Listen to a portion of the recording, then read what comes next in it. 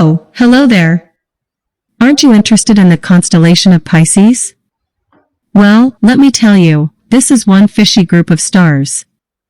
Let's set sail into the cosmos and explore the watery depths of the constellation Pisces. It is located in the northern celestial hemisphere, which means you can't see it if you're hanging out with penguins at the South Pole. Sorry, penguins, but you'll have to stick to your constellations like Penguinus Major and Penguinus Minor. Pisces constellation is pretty easy to spot if you know where to look. Just find the great square of Pegasus and then look for two fishies swimming side by side. Pisces is the Latin word for fish. It's easy to see why they named the constellation Pisces, as it looks like two fish swimming side by side, connected by a cord. Guess they're fishing buddies, or maybe they're just bad at following the rules of social distancing. Pisces is home to several stars, including Auresca, positioned at the knot connecting the two fish. Auresca is a double star, meaning it's two stars orbiting around each other. Guess they're doing a little dance or playing a game of tag. Who knows? The two brightest stars in Pisces are Alpha and Beta Piscium. They may not be as famous as other stars, but they shine just as brightly. I hear they're also pretty good at underwater basket weaving, being fish and all. Pisces isn't just about stars. There are also a few notable galaxy clusters hanging out in this celestial neighborhood. Pisces Perseus supercluster, for example, contains more than 1,000 galaxies and is one of the largest structures in the observable universe. You could fit 100 Milky Ways in there, it's that big. But that's not all. Pisces is home to a few star clusters as well. Most notable is M74, a spiral galaxy located within the constellation. And speaking of galaxies, did you hear about the one that ran into another one? It was a real star smash. If you look closely, you might also spot some galaxies and black holes lurking in the waters of Pisces. There's the Pisces dwarf galaxy, which is a small, irregular galaxy that's orbiting around the Milky Way.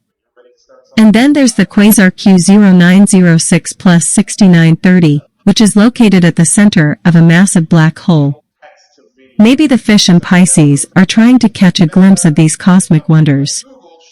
Now, I know what you're thinking, where are the black holes? Of course, there are black holes in Pisces too. What's a cosmic neighborhood without a few black holes lurking around, right? Well, there are a few in Pisces, but they're pretty hard to spot. They like to play hide and seek with us astronomers. But if you listen closely, you might hear them whispering, "I'm not a singularity, I'm just compact." One of the more interesting ones is called V616 Monocerotis, which is a black hole that's devouring a nearby star. Talk about a cosmic feast. Pisces is the constellation of two fish swimming in opposite directions. You know what they say, there's always a bigger fish in the sky. But did you know there's a funny mythology behind this fishy constellation? According to Greek mythology, Pisces represents two fish, Aphrodite and her son Eros, who were trying to escape from a monster named Typhon. The two fish tied themselves together with a cord and swam away in opposite directions. Talk about a fishy family drama. But that's not all. Some say that Pisces represents the fish that saved Aphrodite and Eros from drowning in the Euphrates River. These fish were so grateful for their rescue that they begged Zeus to turn them into stars. That's one way to say thank you. And speaking of gratitude, did you hear about the fish who won an award? It was a fantastic achievement. But let's get back to the story. Typhon, the monster chasing after the fish, was a fierce creature with 100 serpent heads. That's right, 100. I don't even think Medusa had that many snakes in her hair. Maybe she should have borrowed a few from Typhon. Anyway, back to Pisces.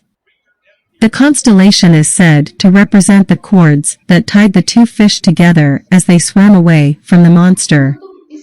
That's why the stars in Pisces are connected by a faint line, like a cosmic cord. So, there you have it, folks. The mythological tale behind Pisces is fishy, fierce, and a little bit funny. And who knows, maybe one day we'll see Aphrodite and Eros swimming across the sky, waving at us with their fishy fins. In Indian mythology, Pisces is known as Meen Rashi and has a different story behind it. Meen Rashi is associated with Matsya, the first avatar of Lord Vishnu, who is one of the major deities in Hinduism. According to the story, a demon named Hayagriva stole the Vedas, sacred Hindu scriptures, from Lord Brahma, the creator of the universe. Lord Vishnu, taking the form of a fish, called Matsya, then saved the Vedas by carrying them on his back as he swam across the ocean. During his journey, Matsya encountered the demon and engaged in a fierce battle with him, finally defeating him and returning the Vedas to Lord Brahma. And thus, Meen Rashi represents the bravery and victory of Matsya in saving the Vedas and restoring balance to the universe. But that's not all. Meen Rashi is also associated with spirituality and introspection.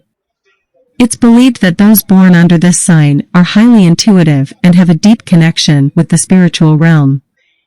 They are also said to be very compassionate and empathetic, just like Matsya, who showed great empathy towards humanity by saving the Vedas. And speaking of empathy, did you hear about the fish who always listened to his friend's problems? He was a real, intuitive listener. In astrology, Meen Rashi is the last sign of the zodiac, representing the end of a cycle and the beginning of a new one. Those born under this sign are believed to have a deep sense of purpose and are often driven by their spiritual or creative passions. Overall, Meen Rashi, or Pisces, is a symbol of bravery, compassion, and spirituality in Indian mythology. So, if you're born under this sign, embrace your intuitive nature and take inspiration from the brave Matsya as you swim through the waters of life. Pisces is a constellation that is located in a part of the sky known as the Celestial Sea. It's a vast region that's filled with stars, galaxies, and cosmic dust. And just like any sea, it has its unique environment that can be both favorable and challenging for various cosmic objects. One of the most interesting features of the Pisces region is the Pisces-Perseus supercluster.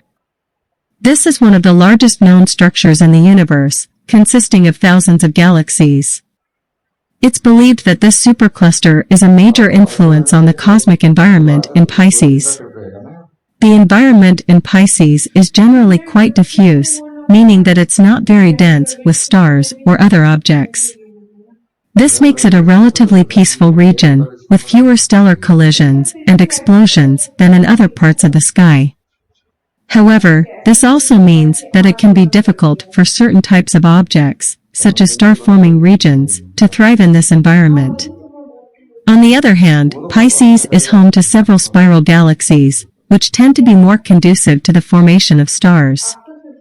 The cosmic dust in the region can also provide the necessary raw materials for the formation of new stars. Overall, the environment in Pisces is a mixed bag. While it can be challenging for certain types of cosmic objects to survive and thrive, it also provides opportunities for others to grow and develop. It's a vast, fascinating region that continues to capture the imaginations of astronomers and stargazers alike. In Vedic astrology, Pisces is known as Meena Rashi and is associated with the planet Jupiter, which is considered to be a benefic planet in Hindu astrology. The environment of the Pisces region is therefore believed to be influenced by the qualities of Jupiter, such as expansiveness, spirituality, and growth. According to Vedic astrology, Pisces is a watery sign, which means that it's associated with fluidity, change, and emotions. The environment of this region is said to be conducive to the growth of these qualities, making it a place of great potential for spiritual growth and emotional development. In Vedic astrology, the Pisces region is also believed to be associated with the subtle realm, including dreams, intuition, and the unconscious mind. This makes it a powerful area for inner exploration and self-discovery, as well as for connecting with spiritual energies. Furthermore, the Pisces region is believed to be influenced by the energy of Ketu, which is the south node of the moon. Ketu is associated with detachment, spiritual growth, and liberation. As such, the environment in Pisces is said to be conducive to practices that cultivate detachment, such as meditation and self-inquiry. Overall, the environment of the Pisces region in Vedic astrology is conducive to spiritual growth, inner exploration, and emotional development. It's a watery realm that's deeply connected to the subtle energies of the universe, and as such, it holds great potential for those seeking to deepen their spiritual practice and cultivate greater self-awareness. In astrology, water is one of the 4 classical elements, along with earth, air, and fire. Each zodiac sign is associated with one of these elements, and the water signs are Cancer, Scorpio, and Pisces. While all 3 water signs share some similarities in terms of their connection to the element of water, there are also some differences between them. Let's take a closer look. Cancer is a cardinal water sign, which means that it's associated with leadership, initiation, and action. The water element in Cancer is often described as nurturing, emotional, and intuitive. Cancer is associated with the moon, which is believed to govern our emotions and inner world. Scorpio is a fixed water sign, which means that it's associated with stability, determination, and persistence. The water element in Scorpio is often described as intense, passionate, and transformative. Scorpio is associated with Pluto, which is believed to govern deep transformation and the mysteries of the unconscious mind. Pisces is a mutable water sign, which means that it's associated with adaptability, flexibility, and change. The water element in Pisces is often described as dreamy, mystical, and spiritual. So while all 3 water signs share a deep connection to the element of water and its qualities, they each express these qualities in their unique way. Cancer is nurturing and emotional, Scorpio is intense and transformative, and Pisces is dreamy and spiritual. Understanding the differences between these signs can help us appreciate the diversity and richness of the astrological landscape. Jupiter is the ruling planet of Sagittarius and Pisces, but its impact on the signs can differ based on its unique qualities and characteristics.